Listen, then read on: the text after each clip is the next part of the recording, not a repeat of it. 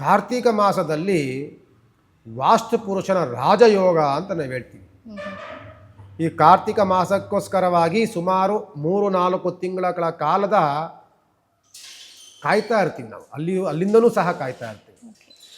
ಒಂದು ಪಾಯ ಪೂಜೆ ಮಾಡಬೇಕು ಅಂತನೋ, ಒಂದು ಗೃಹ ಪ್ರವೇಶವನ್ನು ಮಾಡಬೇಕು ಅಂತನೋ, ನಮ್ಮ ಮನೆಗಳಲ್ಲಿ ಮದುವೆ ಮಾಡಬೇಕು ಅಂತನೋ, ನಾಮಕರಣ ಮುಂಜಿಗಳನ್ನು ಮಾಡಬೇಕು ಅಂತನೋ ಈ ಕಾರ್ತಿಕ ಮಾಸಕ್ಕೋಸ್ಕರವಾಗಿ ವೆಯ್ಟ್ ಮಾಡ್ತಿರ್ತೀವಿ. ಯಾಕೆ ಅಂತಂದರೆ ಈ ಕಾರ್ತಿಕ ಮಾಸದ ಪಾವಿತ್ರತೆಯ ದಿನಗಳಲ್ಲಿ ಅತ್ಯಂತ ದೊಡ್ಡ ಮಟ್ಟದ ಮುಹೂರ್ತಗಳು ಸಿಗುತ್ತೆ.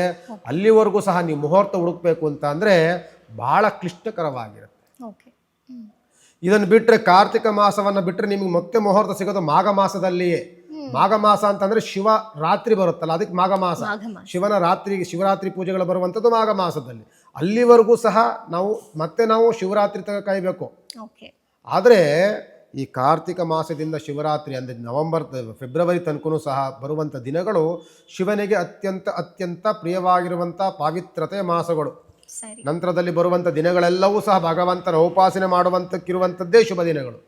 ಅದಕ್ಕೋಸ್ಕರವಾಗಿ ವಾಸ್ತುಪುರುಷನ ರಾಜಯೋಗ, ವಾಸ್ತುಪುರುಷ ನಾವೇನಿರ್ತೀವಿ, ವಾಸ್ತುಪುರುಷ ರಾಜಯೋಗವನ್ನು ಮಾಡ್ತೀನಿ. ದರ್ಬಾರ್ ಅಂತ ಹೇಳ್ತಿರ್ತೀವಿ, ಅದರಲ್ಲಿ ಕುಂತಿರ್ತಾನೆ.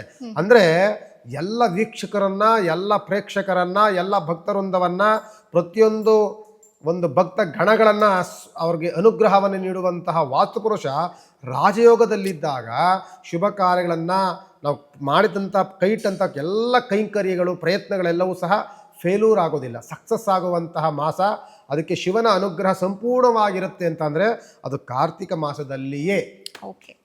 ಅದಕ್ಕೋಸ್ಕರವಾಗಿ ನಾವು ಕಾರ್ತಿಕ ಮಾಸವನ್ನು ಅತ್ಯಂತ ಶಿವನ ಅನುಗ್ರಹಕ್ಕೆ ಪಾತ್ರರಾಗುವಂಥವರು, ಅತ್ಯಂತ ಶುಭ ಕಾರ್ಯಗಳಿಗೆ ಪವಿತ್ರವಾದಂಥ ಮಾಸ ಅನ್ನೋಕ್ಕೋಸ್ಕರವಾಗಿ ನಾವು ಶಿವರಾತ್ರಿ ಕಾರ್ತಿಕ ಮಾಸವನ್ನು ಪ್ರತಿದಿನವೂ ಸಹ, ನೀವು ಕಾರ್ತಿಕ ಮಾಸದಲ್ಲಿ ನೋಡ್ಬೋದು, ಪ್ರತಿದಿನವೂ ಸಹ ಒಂದಲ್ಲ ಒಂದು ದೇವತಾ ಕೈಂಕರ್ಯಗಳು ಮತ್ತು ಮನೆಯಲ್ಲಿ ಶುಭ ಕಾರ್ಯಗಳು ನಡೀತಲೇ ಇರುತ್ತೆ. ಯಾಕೆ ಅಂದರೆ ಕಾರ್ತಿಕ ಮಾಸ ಬಂತು ಅಂತಂದರೆ ಶುಭ ಮಾಸಗಳು ಆರಂಭ.